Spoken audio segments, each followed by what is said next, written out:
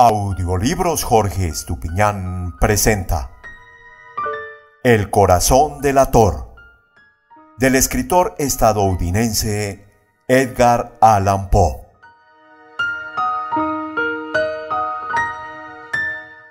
Es verdad, soy muy nervioso, horrorosamente nervioso.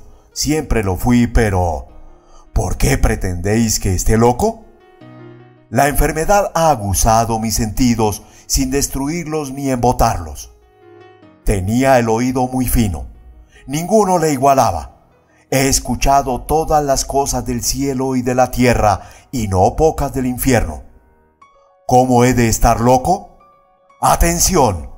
Ahora veréis con qué sano juicio y con qué calma puedo referirles toda la historia. Me es imposible decir cómo se me ocurrió primeramente la idea, pero una vez concebida, no pude desecharla ni de noche ni de día. No me proponía objeto alguno ni me dejaba llevar de una pasión. Amaba al buen anciano, pues jamás me había hecho daño alguno, ni menos insultado. No envidiaba su oro, pero tenía en sí algo desagradable. Era uno de sus ojos. Sí, esto es. Se asemejaba al de un buitre y tenía el color azul pálido. Cada vez que este ojo fijaba en mí su mirada, se me helaba la sangre en las venas y lentamente, por grados, comenzó a germinar en mi cerebro la idea de arrancar la vida al viejo, a fin de librarme para siempre de aquel ojo que me molestaba. He aquí el kit. Me creéis loco, pero advertid que los locos no razonan. Si hubierais visto con qué buen juicio procedí, con qué tacto y previsión y con qué disimulo puse manos a la obra. Nunca había sido tan amable con el viejo como durante la semana que precedió al asesinato. Todas las noches, a eso de las 12, levantaba el picaporte de la puerta y la abría. Pero qué suavemente. Y cuando quedaba bastante espacio para pasar la cabeza, introducía una linterna sorda bien cerrada, para que no filtrase ninguna luz, y alargaba el cuello. ¡Oh! Os hubierais reído al ver con qué cuidado procedía. Movía lentamente la cabeza, muy poco a poco, para no perturbar el sueño del viejo, y necesitaba al menos una hora para adelantarla lo suficiente a fin de ver al hombre echado en su cama. ¡Ah! Un loco no habría sido tan prudente. Y cuando mi cabeza estaba dentro de la habitación, levantaba la linterna con sumo cuidado. ¡Oh! ¡Con qué cuidado! ¡Con qué cuidado! Porque la charnela rechinaba. No la abría más de lo suficiente para que un imperceptible rayo de luz iluminase el ojo de buitre. Hice esto durante 7 largas noches, hasta las 12, pero siempre encontré el ojo cerrado y, por consiguiente, me fue imposible consumar mi obra, porque no era el viejo lo que me incomodaba, sino su maldito ojo. Todos los días, al amanecer, entraba atrevidamente en su cuarto y le hablaba con la mayor serenidad, llamándole por su nombre con tono cariñoso y preguntándole cómo había pasado la noche. Ya veis, por lo dicho, que debería ser un viejo muy perspicaz para sospechar que todas las noches, hasta las 12, le examinaba durante su sueño. Llegada la 8ª noche, procedí con más precaución aún para abrir la puerta. La aguja de un reloj se hubiera movido más rápidamente que mi mano. Mis facultades y mi sagacidad estaban más desarrolladas que nunca, y apenas podía reprimir la emoción de mi triunfo. Pensar que estaba allí, abriendo la puerta poco a poco, y que él no podía ni siquiera soñar en mis actos. Esta idea me hizo reír, y tal vez el durmiente escuchó mi ligera carcajada, pues se movió de pronto en su lecho como si se despertase. Tal vez creeréis que me retiré. Nada de eso. Su habitación estaba negra como un pez. Tan espesas eran las tinieblas, pues mi hombre había cerrado herméticamente los postigos por temor a los ladrones, y sabiendo que no podía ver la puerta entornada, seguí empujándola más, siempre más. Había pasado ya la cabeza, y estaba a punto de abrir la linterna, cuando mi pulgar se deslizó sobre el muelle con que se cerraba, y el viejo se incorporó en su lecho exclamando: ¿Quién anda ahí? Permanecí inmóvil sin contestar. Durante 1 hora me mantuve como petrificado, y en todo este tiempo no le vi echarse de nuevo. Seguía sentado y escuchando, como yo lo había hecho noches enteras. Pero he aquí que de repente oigo una especie de queja débil, y reconozco que era debida a un terror mortal. No era de dolor ni de pena. Oh, no. Era el ruido sordo y ahogado que se eleva del fondo de un alma poseída por el espanto. Yo conocía bien este rumor, pues muchas noches a las 12, cuando todos dormían, lo oí producirse en mi pecho, aumentando con su eco terrible el terror que me embargaba. Por eso comprendía bien lo que el viejo experimentaba, y le compadecía, aunque la risa entreabriese mis labios. No se me ocultaba que se había mantenido despierto desde el primer ruido, cuando se revolvió en el lecho. Sus temores se acrecentaron, y sin duda quiso persuadirse que no había causa para ello, mas no pudo conseguirlo. Sin duda pensó: eso no será más que el viento de la chimenea, o de un ratón que corre, o algún grillo que canta. El hombre se esforzó para confirmarse en estas hipótesis, pero todo fue inútil. Era inútil, porque la muerte que se acercaba había pasado delante de él con su negra sombra, envolviendo en ella a su víctima, y la influencia fúnebre de esa sombra invisible era la que le hacía sentir, aunque no distinguiera ni viera nada, la presencia de mi cabeza en el cuarto. Después de esperar largo tiempo, con mucha paciencia, sin oírle echarse de nuevo, resolví entreabrir un poco la linterna, pero tampoco, que casi no era nada.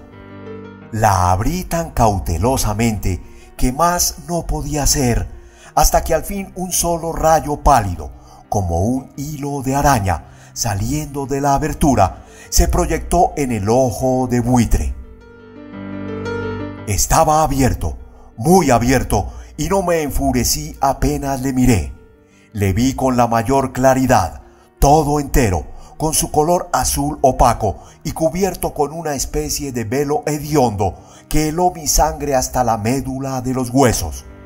Pero esto era lo único que veía de la cara o de la persona del anciano, pues había dirigido el rayo de luz como por instinto hacia el maldito ojo. ¿No os he dicho ya que lo que tomabais por locura no es sino un refinamiento de los sentidos? En aquel momento, un ruido sordo, ahogado y frecuente, semejante al que produce un reloj envuelto en algodón, hirió mis oídos. Aquel rumor, lo reconocí al punto, era el latido del corazón del anciano, y aumentó mi cólera, así como el redoble del tambor sobreexcita el valor del soldado. Pero me contuve y permanecí inmóvil, sin respirar apenas, y esforzándome en iluminar el ojo con el rayo de luz.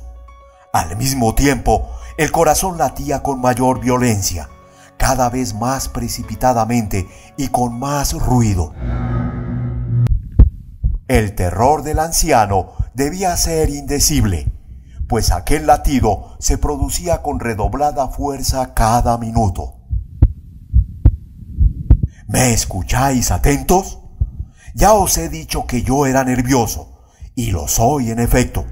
En medio del silencio de la noche, un silencio tan imponente como el de aquella antigua casa, aquel ruido extraño me produjo un terror indecible. Por espacio de algunos minutos me contuve aún, permaneciendo tranquilo, pero el latido subía de punto a cada instante, hasta que creí que el corazón iba a estallar, y de pronto me sobrecogió una nueva angustia. Algún vecino podría oír el rumor. Había llegado la última hora del viejo. Profiriendo un alarido, abrí bruscamente la linterna y me introduje en la habitación. El buen hombre solo dejó escapar un grito, solo uno. En un instante le arrojé en el suelo. Reí de contento al ver mi tarea tan adelantada, aunque esta vez ya no me atormentaba, pues no se podía oír a través de la pared. Al fin cesó la palpitación, porque el viejo había muerto. Levanté las ropas y examiné el cadáver. Estaba rígido, completamente rígido. Apoyé mi mano sobre el corazón y la tuve aplicada algunos minutos. No se oía ningún latido. El hombre había dejado de existir y su ojo desde entonces ya no me atormentaría más. Si persistís en tomarme por loco, esa creencia se desvanecerá cuando os diga qué precauciones adopté para ocultar el cadáver. La noche avanzaba y comencé a trabajar activamente, aunque en silencio. Corté la cabeza, después los brazos y por último las piernas. Enseguida arranqué 3 tablas del suelo de la habitación. Deposité los restos mutilados en los espacios huecos y volví a colocar las tablas con tanta habilidad y destreza que ningún ojo humano, ni aun el suyo, hubiera podido descubrir nada de particular. No era necesario lavar mancha alguna, gracias a la prudencia con que procedía. Un barreno la había absorbido toda. Terminada la operación, a eso de las 4 de la madrugada, aún estaba tan oscuro como a medianoche. Cuando el reloj señaló la hora, llamaron a la puerta de la calle y yo bajé con la mayor calma para abrir, pues, ¿qué podía temer ya? 3 hombres entraron, presentándose cortésmente como oficiales de policía. Un vecino había escuchado un grito durante la noche. Esto bastó para despertar sospechas. Se envió un aviso a las oficinas de la policía y los señores oficiales se presentaban para reconocer el local. Yo sonreí, porque nada debía temer, y recibiendo cortésmente a aquellos caballeros, les dije que era yo quien había gritado en medio de mi sueño. Añadí que el viejo estaba de viaje y conduje a los oficiales por toda la casa, invitándoles a buscar, a registrar perfectamente. Al fin entré en su habitación y mostré sus tesoros, completamente seguros y en el mejor orden. En el entusiasmo de mi confianza, ofrecí sillas a los visitantes para que descansaran un poco, mientras que yo, con la loca audacia de un triunfo completo, coloqué la mía en el sitio mismo donde yacía el cadáver de la víctima. Los oficiales quedaron satisfechos y convencidos por mis modales. Yo estaba muy tranquilo. Se sentaron y hablaron de cosas familiares a las que contesté alegremente, mas al poco tiempo sentí que palidecía y ansié la marcha de aquellos hombres. Me dolía la cabeza, me parecía que mis oídos zumbaban, pero los oficiales continuaban sentados, hablando sin cesar. El zumbido se pronunció más, persistiendo con mayor fuerza. Me puse a charlar sin tregua para librarme de aquella sensación, pero todo fue inútil, y al fin descubrí que el rumor no se producía en mis oídos. Sin duda palidecí entonces mucho, pero hablaba todavía con más viveza, alzando la voz, lo cual no impedía que el sonido fuera en aumento. ¿Qué podía hacer yo?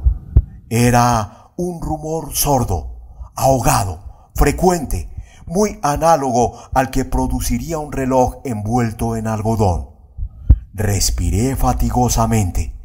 Los oficiales no oían aún.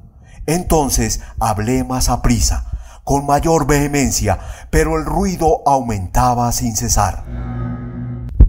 Me levanté y comencé a discutir sobre varias nimiedades, en un diapasón muy alto y gesticulando vivamente.